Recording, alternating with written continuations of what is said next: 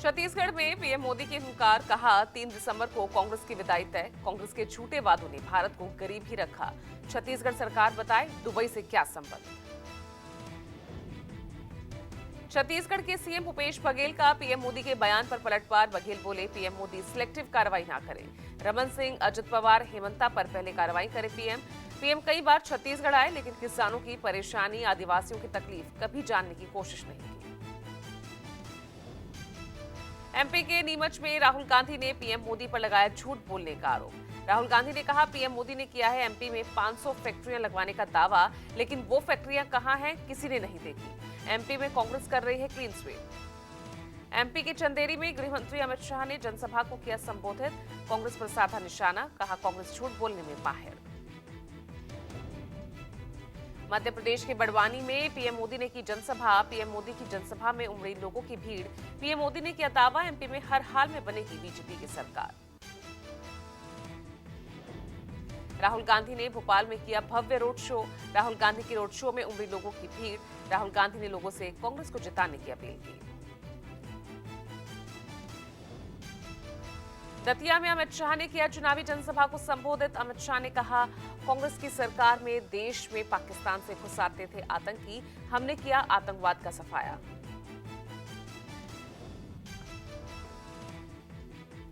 MP में प्रचार के दौरान शिवराज सिंह चौहान का बयान, लाडली बहना योजना से कांग्रेस को दिक्कत, कांग्रेस ने इस योजना को रोकने की बहुत कोशिश की। दिवाली के बाद फिर चुनावी प्रचार ने पकड़ा जोर। आज पीएम मोदी चुनाव प्रचार के लिए जाएंगे मध्य प्रदेश। इंदौर में पीएम मोदी का होगा रोड शो। पीएम मोदी का रोड शो का शहर बड़ा गणपति चौराहे से शुरू होकर राजवाड़ा चौराहे पर खत्म होगा। बैतूल, शाजापुर, झाबुआ में जनसभाओं को संबोधित करेंगे पीएम मोदी। आज शाम झारखंड की राजधानी रांची पहुंचेंगे पीएम मोदी। रांची में होगा पीएम मोदी का रोड शो। पीएम मोदी कल सुबह रांची में बिरसा मुंडा संग्रहालय जाएंगे। भगवान बिरसा मुंडा की जन्मभूमि उलीहातू जाकर बिरसा मुंडा को श्रद्धा सुमन अर्पित करेंगे।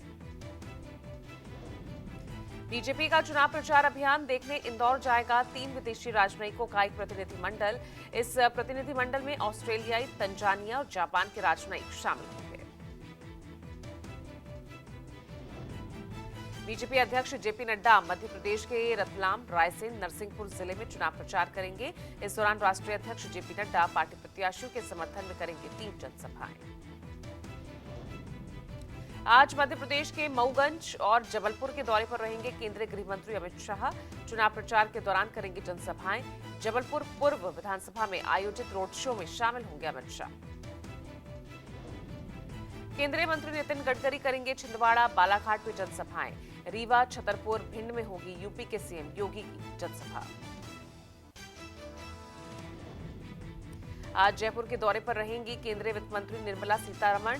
किशनपोल विधानसभा और आदर्श नगर विधानसभा में कार्यकर्ता सम्मेलन को करेंगे संबोधित।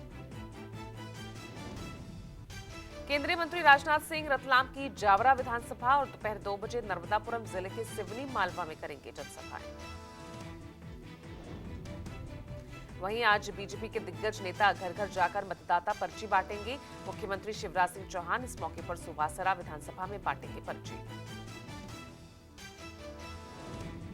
दिवाली के बाद कांग्रेस का प्रचार अभियान तेज। लगातार दूसरे दिन मध्य प्रदेश में चुनाव प्रचार करेंगे राहुल गांधी। विदिशा, टीकमगढ़ में राहुल गांधी की जनसभा। कांग्रेस अध्यक्ष मल्लिकार्जुन खड़गे आज दतिया जिले के इंदरगढ़ और श्योपुर जिले में जनसभा को करेंगे संबोधित। वहीं धुआंधार प्रचार में जुटे कमलनाथ आज दिमनी, मुरैना और जोरा में विशाल जनसभा को करेंगे संबोधित। आज छत्तीसगढ़ दौरे पर कांग्रेस महासचिव प्रियंका गांधी शाम 6 बजे रायपुर में करेंगी रोड शो की शुरुआत। प्रियंका का काफिला रायपुर दक्षिण, रायपुर पश्चिम विधानसभा से होते हुए रायपुर उत्तर विधानसभा के साथ साथ स्टेशन चौक में होगा रोड शो का समापन। राजस्थान विधानसभा चुनाव अपने चरम पर है। आज कोटा के दौरे पर रहेंगे सीएम अशोक गहलोत कोटा उत्तर से चुनाव लड़ रहे शांति धारीवाल के समर्थन में शहर में 2 जगहों पर जनसभा करेंगे। आज से 2 दिन के मध्य प्रदेश दौरे पर रहेंगे सचिन पायलट। उज्जैन के तराना, राजगढ़ के खिलचीपुर और देवास में जनसभा को करेंगे संबोधित। मध्य प्रदेश के मुख्यमंत्री शिवराज सिंह चौहान के विधानसभा क्षेत्र बुधनी में सपा प्रत्याशी के समर्थन में राष्ट्रीय अध्यक्ष अखिलेश यादव चुनाव प्रचार करेंगे। वहीं आज मध्य प्रदेश के दौरे पर रहेंगी बसपा प्रमुख मायावती की मुरैना में जनसभा होगी। मध्य प्रदेश में आम आदमी पार्टी ने विधानसभा चुनाव प्रचार में अपनी पूरी ताकत झोंक दी है। आज बालाघाट के दौरे पर रहेंगे सीएम अरविंद केजरीवाल। मध्य प्रदेश विधानसभा के अब कुछ ही दिन शेष हैं। छत्तीसगढ़ के मुंगेली में पीएम ने कांग्रेस पर जमकर वार किया। कहा, छत्तीसगढ़ से कांग्रेस जा रही है, बीजेपी आ रही है। हर तरफ एक ही गूंज है, 3 दिसंबर को भाजपा आवत है। भाजपा। पीएम ने कहा, कांग्रेस की विदाई का समय आ गया है। कांग्रेस ने 5 साल सिर्फ छत्तीसगढ़ को लूटा। पीएम ने कहा, बीजेपी के आने का मतलब भ्रष्टाचार पर लगाम। छत्तीसगढ़ में कांग्रेस के कुशासन की समाप्ति का जय घोष हो रहा। पीएम ने कहा, आप जो धूप में तप कर रहे हैं, आपकी तपस्या बेकार नहीं जाने दूंगा। बीजेपी ने ही छत्तीसगढ़ को बनाया है, बीजेपी ही संवारेगी। पीएम के छत्तीसगढ़ दौरे को लेकर सीएम भूपेश बघेल का सीधा प्रहार। कहा, पीएम कई बार छत्तीसगढ़ आए, लेकिन किसानों की परेशानी, आदिवासियों की तकलीफ कभी जानने की कोशिश नहीं की। आने दीजिए, आते रहेंगे, चुनाव तक आएंगे, उसके बाद तो कभी आए नहीं। कोरोना में क्या तकलीफ पूछने कभी नहीं आए, है ना। किसानों की क्या तकलीफ हुई कभी पूछे नहीं। यहाँ के आदिवासियों की क्या तकलीफ हुई कभी पूछे नहीं। वो चुनाव समय आते हैं बस। पीएम के दौरे को लेकर सीएम भूपेश बघेल ने कहा, आने दीजिए, चुनाव तक ही आएंगे। कोविड में क्या तकलीफ हुई कभी पूछने नहीं आए।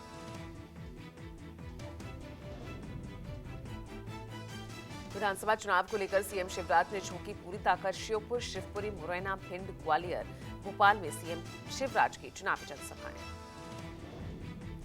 सत्ता के संग्राम में कमलनाथ धुआंधार प्रचार में जुटे। नर्मदापुरम, सीहोर, रतलाम में कमलनाथ ने किया चुनावी प्रचार।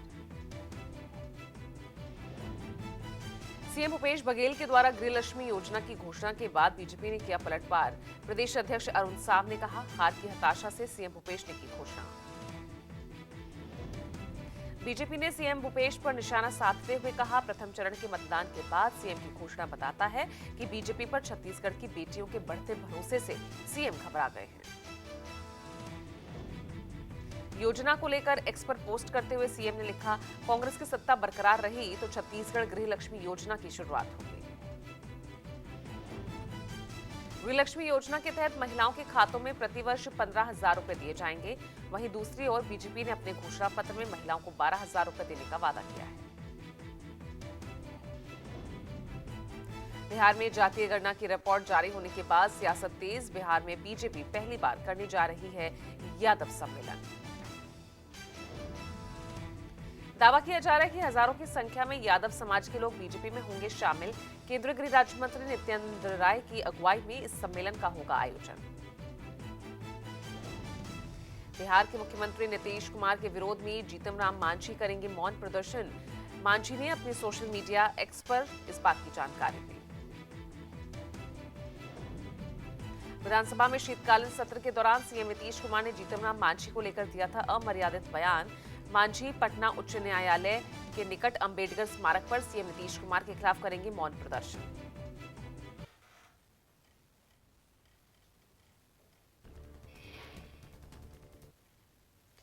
राहत बचाव कार्य का जायजा लेने के लिए सीएम धामी मौके पर पहुंचे। सीएम पुष्कर सिंह धामी ने कहा, सभी सुरक्षित हैं, सभी को निकालना हमारी प्राथमिकता।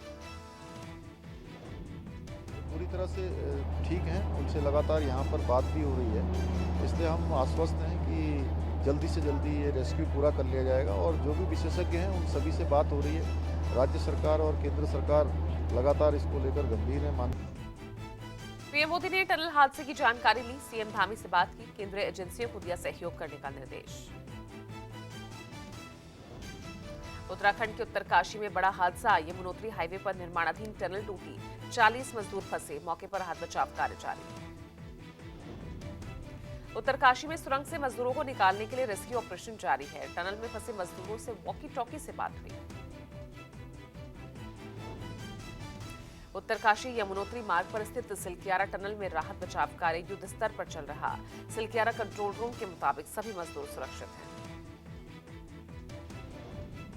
टनल में फंसे हुए लोगों की ओर से खाने की मांग की गई, जिन्हें पाइप के जरिए खाना भिजवाया गया।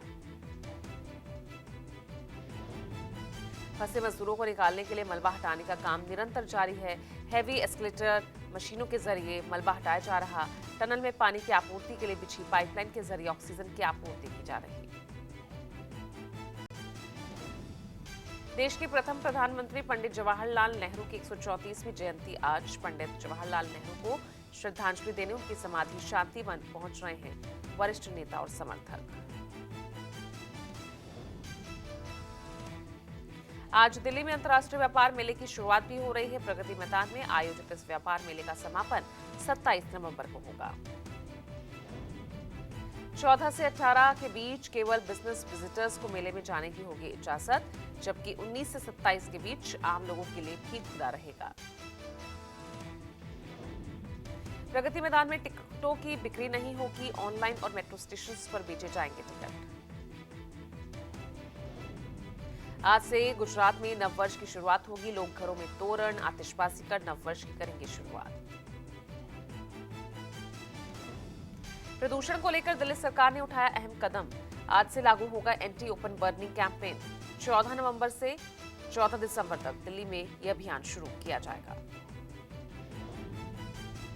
इस अभियान के लिए 611 टीमें तैनात की गई है। सभी टीमें 24 घंटे दिल्ली में ओपन बर्निंग की घटनाओं की निगरानी और उसे रोकने का काम करेंगी। दिल्ली एनसीआर में बिगड़ी हवा, प्रदूषण बढ़ा। दिल्ली के कई इलाकों में दिखी धूप। दिल्ली में प्रदूषण का स्तर खराब स्थिति में। दिवाली के बाद एक बार फिर AQI बढ़ गया।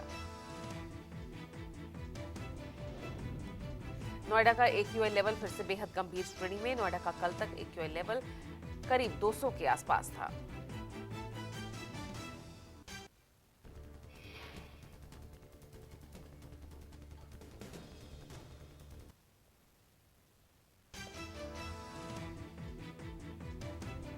दिल्ली में बढ़े प्रदूषण के बाद दिल्ली के पर्यावरण मंत्री गोपाल राय ने बुलाई बैठक। दिल्ली सचिवालय में पर्यावरण विभाग के अधिकारियों के साथ गोपाल राय की प्रदूषण समीक्षा बैठक हुई। प्रदूषण बढ़ने पर सियासत हुई। गोपाल राय ने कहा, आज प्रदूषण का स्तर बढ़ गया, इसका एकमात्र कारण है पटाखे जलाना। सुप्रीम कोर्ट के आदेश के बाद भी बीजेपी अपनी जिम्मेदारी को नहीं निभाना चाहती। गोपाल राय ने कहा, भाजपा चाहती थी कि पटाखे जलाए जाएं और तीनों राज्यों दिल्ली, हरियाणा, उत्तर प्रदेश में पुलिस भाजपा के पास है। 4 महीने के निचले स्तर पर आई खुदरा महंगाई दर। अक्टूबर में खुदरा महंगाई दर 4.88% रही। भारतीय क्रिकेट टीम मुंबई एयरपोर्ट पहुंची। परिवार और बच्चों के साथ नजर आए खिलाड़ी। 15 नवंबर को मुंबई में न्यूजीलैंड से भारत का सेमीफाइनल मुकाबला। पाकिस्तान के पूर्व पीएम नवाज शरीफ को बड़ी राहत। जवाबदेही अदालत ने नवाज शरीफ की जब्त चल अचल संपत्ति लौटाने के आदेश दिए। भारतीय मूल की अमेरिकी न्यूरो साइंटिस्ट अभिलाषा जोशी को society of neuro science award. प्रतिभाशाली यंग न्यूरो साइंटिस्ट को हर साल सोसाइटी देती है सम्मान।